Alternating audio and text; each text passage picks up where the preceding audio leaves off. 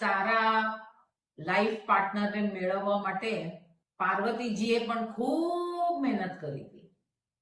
શિવજીને પામવા માટે એને કઠોર તપસ્યા કરી. તો એવું શા માટે? જસ્મીના, જરા જણાવ ને કે વાય ડીડ શી રિયલી આટલી બધી તપસ્યા શા માટે કરી? પ્લીઝ. માતા પાર્વતીએ શિવજીને મેળવવા કઠોર તપસ્યા કરી એ આપણે સૌ જાણીએ છીએ, પણ એનું કારણ એ હતું કે માતા પાર્વતી એમના આગલા જન્મમાં દક્ષ પ્રજાપતિની પુત્રી સતી હતા અને સતી તરીકે એ રાજકુમારી તરીકે જીવ્યા. એમને બહુ લાડમાં મોટા થયા હતા.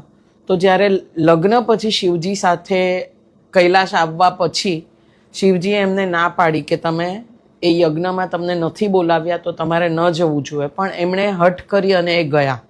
અને એ હઠના પ્રતાપે એમનું ત્યાં અપમાન થયું, શિવજીનું અપમાન થયું અને એમણે ત્યાં યજ્ઞની વેદીમાં પોતાને હોમી અને દેહનો ત્યાગ કર્યો.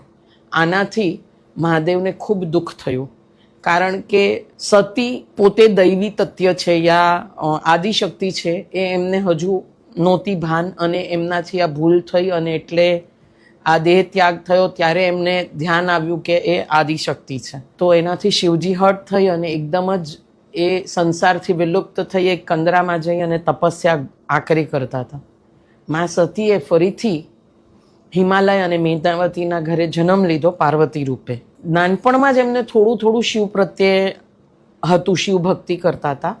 એમાં નારદ ઋષિએ એમને કીધું કે તમે તો શિવજીના જ પરણવા માટે જન્મ લીધો છે, એટલે એમણે એમને પામવા માટે એમને એ સમાધિમાંથી બહાર લાવવા અને પોતે પોતાનું પ્રેમ, સમર્પણ અને પોતે જે આદિશક્તિ તત્વ છે એ પાછું મેળવવા બી એમને તપ કરવું બહુ જરૂરી હતું.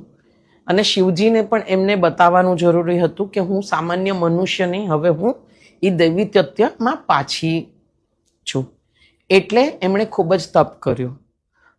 અને આ જે હું વાત કરું છું એ શિવ પુરાણમાં આપેલી છે.